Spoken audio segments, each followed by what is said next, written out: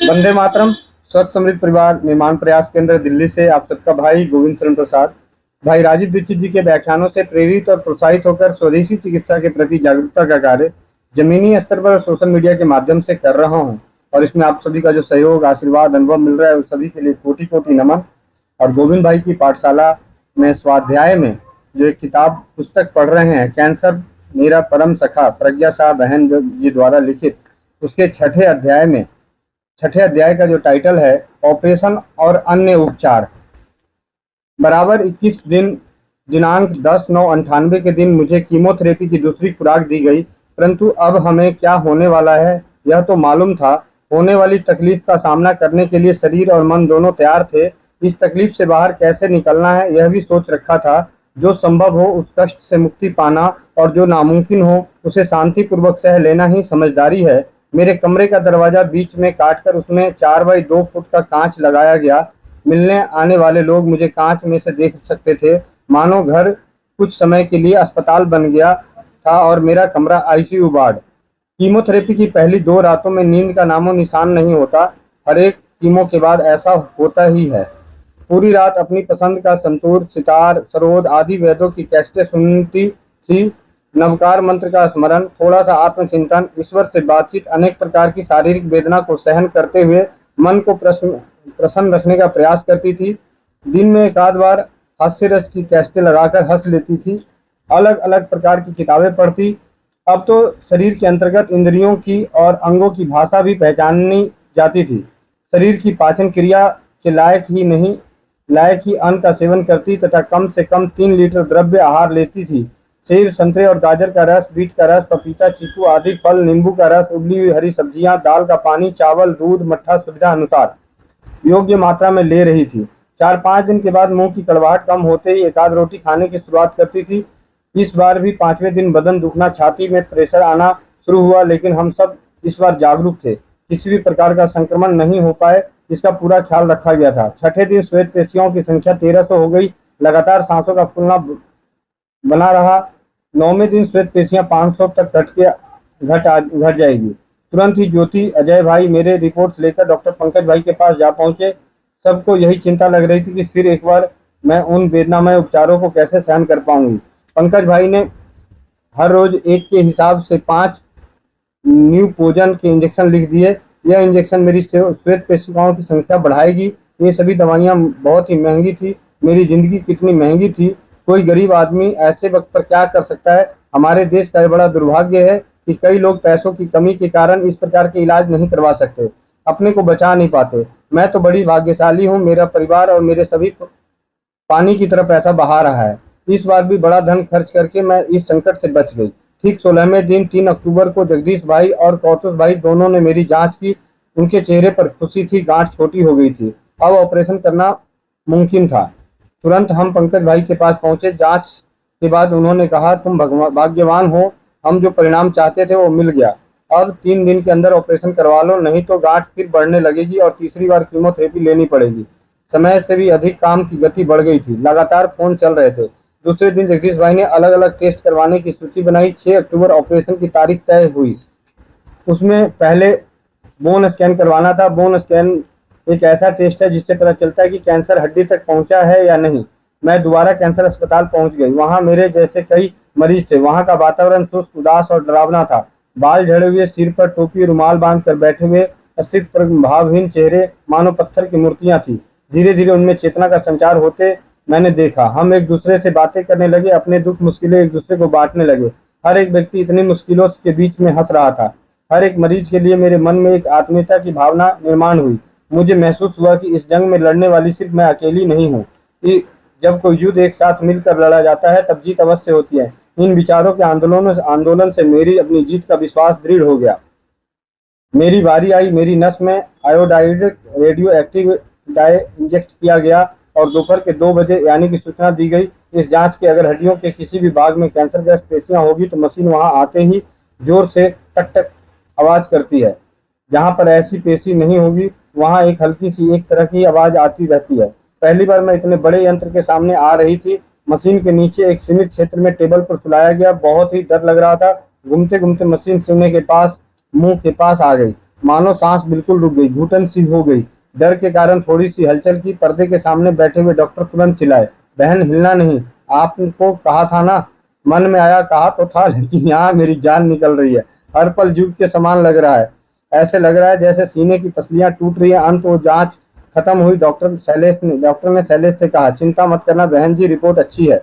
Operation के पूर्व दोनों डॉक्टरों के साथ काफी चर्चा हुई। डॉक्टर ने ऑपरेशन क्यों करना है, कैसे करना है, सारी बातें समझाई। प्लास्टिक सर्जरी के लिए किस जान के किस हिस्से की त्वचा ली जाएगी, सिलाई किस प्रकार की होगी, लिम्फ नोड्स डॉक्टर खुद ही कोशिश करके वैसे निकालेंगे। ये सब बातों पर विश्वास दिलाया गया। खून देने की जरूरत पड़ेगी। उन्होंने सलाह दी कि किसी रोग मुक्त निकट रिश्तेदार का खून होगा तो संक्रमण की चिंता नहीं होगी। हमने जो उनसे कई प्रश्न पूछे, उन्होंने सारे सवालों का अच्छी तरह जवाब दिया। डॉक्टर ने मेरी छोटी बड़ी शिकायतें भी शांति से सुनकर उनका समाधान किया। उनका बर्ताव बोलना हमेशा सकारात्मक तथा स्पष्ट रहा। इसी कारण मेरा काफी सारा डर कम हो गया और मैं इस भयंकर रोग का सामना कर पाई। ऑपरेशन के एक दिन पहले शाम को मैं अस्पताल में भर्ती हो गई। डॉक्टर हंसमुख, मिलनसार और भावनाशील हैं। कमरे में जब प्यार से पूछताछ करने आते तो लगता था मानो छोटा भाई मिलने आया हो। कैंसर के सामने ये जंग इतने संतुलित मन से मैं लड़ सकी, इसमें इन दो डॉक्टरों का बहुत बड़ा हिस्सा है। रात बिरात कभी भी कोई तकलीफ हुई तो मैं उनको बिना झिझक के फोन उठाकर बातें करती। कई प्रकार की मेडिकल जांच शुरू की और मैं और शैलेश बिल्कुल शांत थे। समय मिलते ही नवकार मंत्र का जाप करते थे। मनपसंद संगीत की कैसेट लगाकर वातावरण तनाव मुक्त रखा गया। रात को रिश्तेदार मिलने आए थे। ऑपरेशन का समय दूसरे दिन 2 बजे रखा गया था। दूसरे दिन 1 बजे के आसपास अस्पताल हमारे अपने मित्र परिवार के मानो भर गया। मैं तो दंग रह गई। मुझे ऑपरेशन का बिल्कुल भय नहीं था। मेरा क्या होगा, मैं बच जाऊंगी, कुछ अशुभ तो नहीं होगा, इस प्रकार की कुछ शंकाएं उसमें निर्मित मन भय मेरे मन को छू भी नहीं रहा था। मन में बिल्कुल सुरक्षित घर लौटने का विश्वास था।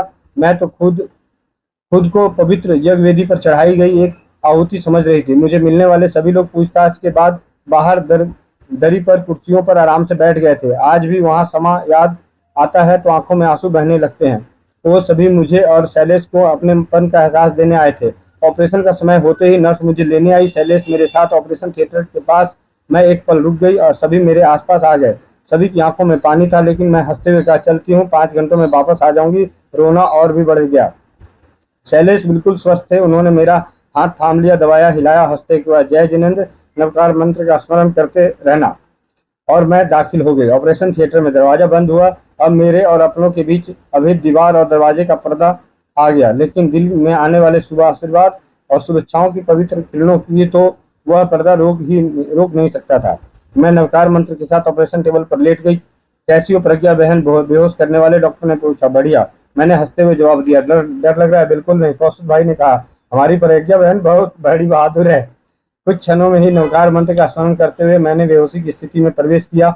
ऑपरेशन 5.5 घंटे चलता रहा। बायां स्तन 19 और 19 लसिका ग्रंथियों को निकाला गया। आंखें खोली तो सामने जगदीश भाई की प्रसन्न मूर्ति खड़ी थी। उन्होंने कहा, ऑपरेशन बहुत ही अच्छा हुआ। मैंने हंसते हुए उनका अभिवादन किया। रात भर मुझे पोस्ट ऑपरेटिव कमरे में रखा गया। बेहद दर्द हो रहा था। कल्पना भाभी ज्योति लगातार नवकार मंत्र का जाप करवा रही थी। अपने दुख दर्द को भूलने के लिए मैं भी जागरूकता में प्रायश्चित की भावना को मैं पीड़ा वेदना सह रही थी। भगवान महावीर ने कितने सारे उपसर्ग समपूर्वक सहन किए, उसका स्मरण करते हुए मैं अपने को सशक्त बना रही थी। सुबह 9 बजे कौस्तु भाई का सहारा लेकर अपने पैरों से चलकर मैं अपने कमरे में आ गई। अस्पताल का स्टाफ खुश हुआ। बाएं हाथ की मानो बगल की सिलाई करवाई थी। बायां पांव में जहां से चमड़ी निकाली गई थी वहां काफी दर्द हो रहा था। फिर भी मन प्रसन्न था, इसलिए मुझे देखकर सब खुश थे। 2 बोतल खून दिया गया। मेरी तबीयत तेजी से पूर्वावस्था पर आ रही थी। दर्द होते ही जानबूझकर मैं हर चीज सकारात्मक दृष्टिकोण रखते हुए कर रही थी। उठना बैठना, थोड़ा घूमना। चौथे दिन संपूर्ण विश्राम करने का वादा लेकर ही मुझे घर भेजा गया। मेरी दाईं मांग में 5 इंच बाई 9 इंच की चमड़ी का टुकड़ा निकाला गया था। प्लास्टिक सर्जरी के लिए उसका प्रयोग किया गया। ऑपरेशन के बाद 17वें दिन 23 अक्टूबर को फिर से कीमोथेरेपी हुई। इसके बाद 6 कीमोथेरेपी इसी के कक्ष में आती है। पंकज भाई की सलाह के अनुसार यह निश्चित किया गया कि जिस पैर की चमड़ी निकाली गई है वहां इन्फेक्शन तो नहीं है। इसकी जांच करके ही कीमोथेरेपी शुरू करनी थी। पट्टी खोलते समय नई तैयार हुई कोमल त्वचा पट्टी के साथ निकल आई। मेरे मुंह से वेदना का कारण चीख निकली। जख्म जहां हुआ था वहां खून की बूंदें उभर आई थी। वहां हो रही जलन और वेदना असहनीय थी। निश्चय ही मैंने किसी जन्म में एक जीव की चमड़ी उधेड़ी होगी, यह विचार अंतर्मन में उभर आया। अन्यथा यह सैन्य वेदना क्यों झेलनी पड़ती। उस पांव में 1.5 महीने के बाद नई त्वचा आई थी।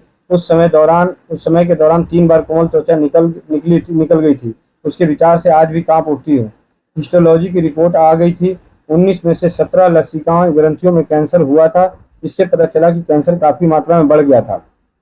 जगदीश भाई का चिंतित चेहरा बता रहा था कि अपेक्षित परिणाम की उम्मीद करना मुश्किल है। एफसीसी की कीमोथेरेपी से शुरू में 5 दिन कब्ज की तकलीफ होती है। उस स्थिति में बाहर आने के लिए बहुत ही प्रयास करने पड़ते थे। थकान महसूस होती थी, चक्कर आते थे और पहले बताई हुई सारी तकलीफें होती थी। फिर 7 दिन के बाद कुछ उत्साह आ जाता। घर में थोड़ा सा काम कर लेती, सबके साथ उठना बैठना होता। अब श्वेत पेशियों की संख्या 1500 के नीचे आ जाती थी। चौथी कीमोथेरेपी के बाद 10वें दिन शाम को मुझे अचानक जोर से चक्कर आने लगे। सारा कमरा मेरे सामने घूमने लगा। मैंने रिमोट बिल दवाई और सब मेरे कमरे की ओर भागे। पास के डॉक्टर को बुलाया गया। बीपी बढ़ गया था। 2 बार उल्टी हुई। चक्कर आने की तीव्रता इतनी थी कि किसी भी अवस्था में चैन नहीं था। डॉक्टर जगदीश भाई गांव गए हुए थे। डॉक्टर कैतुष भाई और पंकज भाई से संपर्क शुरू था। शाम के 8 बजे से लेकर रात के 12 बजे तक बहुत तकलीफ हुई। अंत में 12 बजने के बाद दवा इंजेक्शन के असर से मुझे नींद आ गई। मेरा सिर उस समय शैलेश के हाथ पर रखा हुआ था। सारी रात बिना हाथ हिलाए वैसे ही बैठे रहे ताकि मेरी नींद ना खुल जाए। मेरी बहुत ही देखभाल करते थे वो।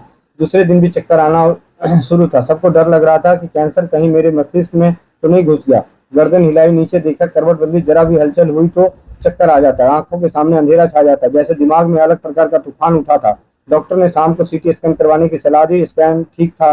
भगवान को बार बार धन्यवाद दिया। सबकी आंखें आंसू से चमक उठी। सबने चैन की सांस ली। ईएनटी के डॉक्टर के पास गए। उन्होंने वर्टिगो बताया। कीमो के कारण मेरी नसों का खून सूख गया था। शायद उसी में एकाज परमाणु कान की सूक्ष्म प्राणियों में अटक जाने से चक्कर आ रहे थे। यह निष्कर्ष निकाला गया। एक काल्पनिक संकट टल गया। 5 कीमोथेरेपी के बाद 28 दिसंबर से लेकर 3 फरवरी तक मैंने 25 रेडिएशन ली। रेडिएशन थेरेपी सिविल कैंसर अस्पताल में डॉक्टर बाबू साहब के मार्गदर्शन में हुई। काफी बड़े एक्सरे मशीन में सुलाकर बाईं तरफ जहाँ ऑपरेशन किया गया था वहां मार्कर से निशान लगाया गया था। अब रेडिएशन का कोर्स पूरा होने तक स्नान करना मना था। स्पंज कर सकते थे। 38 दिन बिना स्नान किए निकाले। सौभाग्य से जाड़े का दिन था। रेडिएशन के बाद बाहर आते ही गला सूख जाता था। तब साथ लाया हुआ गाजर का रस पी लेती थी। दिन भर मुंह में पानी आता, उल्टी की भावना होती, निरंतर सांस फूली रहती। 4 बार सेक लेने के बाद गला दुखने लगा। गले में खाना नीचे उतरना मुश्किल हो गया। डॉक्टर ने कुछ दवाइयां लिखवाई। बार बार गर्म पानी से कुल्ले करना, गर्म दूध हल्दी डालकर पीना। कुछ खास फर्क नहीं पड़ रहा था। खाने में अधिकतर तरल पदार्थ ग्रहण कर लेती थी और कुछ दिन निकल गए। फिर एसिडिटी की तकलीफ शुरू हुई। दिन भर बेचैनी रहती थी। पीठ में जबरदस्त दर्द होता था। सारी चमड़ी काली हो गई। लेकिन इन सारे साइड इफेक्ट की मुझे कल्पना थी। अब तक किताबों के द्वारा तथा इंटरनेट के जरिए मैंने अपने रोग की प्रत्येक स्टेज के बारे में जानकारी प्राप्त की थी। रेडिएशन थेरेपी बंद हुई। अब 3 कीमोथेरेपी के सेशन बाकी थे। पहले ली हुई कीमो और तीव्र स्वरूप के एंटीबायोटिक इंजेक्शन से मेरे शरीर की काफी सारी रक्त सरियाएं जल गई थी, बेकार हो गई थी। इसलिए एक ऑपरेशन करके मेरे शरीर में एक कीमो पोर्ट बैठाया गया। कीमो पोर्ट एक छोटी कटोरी जैसा साधन होता है। उसमें से निकाली गई एक बनावटी नली सीधे हृदय की शिराओं में लगाई जाती है। इस बनावटी नली के द्वारा दी गई कीमोथेरेपी की दवाएं हृदय के खून में संग्रह में तुरंत मिल जाने से दवाइयों की तीव्रता कम होती है। यह छोटा सा ऑपरेशन संपूर्ण बेहोश किए बिना ही सिर्फ स्थानीय जगह चेतना शून्य करके पूर्णतः जागृत अवस्था में किया गया। डॉक्टर की बातें करते हुए, क्या चल रहा है क्या देखते हुए, जानकारी लेते हुए, मॉनिटर पर खुद का धड़कता हुआ दिल देखना मेरा जिंदा होने का ये अलग ही अनुभव था। सच तो यह है कि कैंसर की उपचार प्रक्रिया काफी अरसे तक चलने वाली होती है। कीमोथेरेपी से काफी सीरियस सेशन लेने हो, शुरू में ही कीमो पोर्ट लगवाना अच्छा रहता है। इस कीमो पोर्ट की सहायता से आगे के 3 कीमोथेरेपी के सेशन हुए। कीमो पोर्ट की भी समय की मर्यादा होती है। कुछ समय के बाद उसमें भी संक्रमण होने की संभावना होती है। 1.5 साल के बाद मेरा कीमो पोर्ट निकाला गया। अब मेरे WC बढ़ने की गति कम हो गई थी। कहीं बोन मैरो में कुछ बाधा तो नहीं आ गई, ऐसा संदेह होने लगा। मानव निरंतर कार्यरत होने से वह भी शिथिल हो गया था। कई बार WBC की जरूरी संख्या 3000 तक पहुंचने में 1 हफ्ते का इंतजार करना पड़ता था। इससे पीड़ा सहन करने की कालावधि भी बढ़ जाती थी। 13 अप्रैल 1999 को मेरे कीमो का आखिरी सेशन हुआ था। घनघोर अंधकार और तूफानी प्रदीर्घ रात खत्म हुई। नए दिन का सूरज निकल गया। माँ की सेहत भी सुधर रही थी। वह अब घूमने फिरने लगी थी। इस लंबे 9 महीनों की अवधि में माँ का सप्तभाव और कल्पना भाभी की मातृशक्ति के दर्शन हुए। माँ और मैं एक दूसरे को देखकर जीने का साहस प्राप्त कर रहे थे। सुख का सूर्योदय हो गया। वेदना में उपचारों का एक सत्र समाप्त हुआ। मुक्त पंछी की तरह स्वतंत्रता का अनुभव मैं कर रही थी। ये था छठा अध्याय प्रज्ञा बहन के जीवन में कैंसर के ऊपर लिखी हुई पुस्तक कैंसर मेरा परम सखा का। तो वंदे मातरम, जय हिंद, जय भारत, जय राज्यवाद। आप सभी का भाई गोविंद चंद्र प्रसाद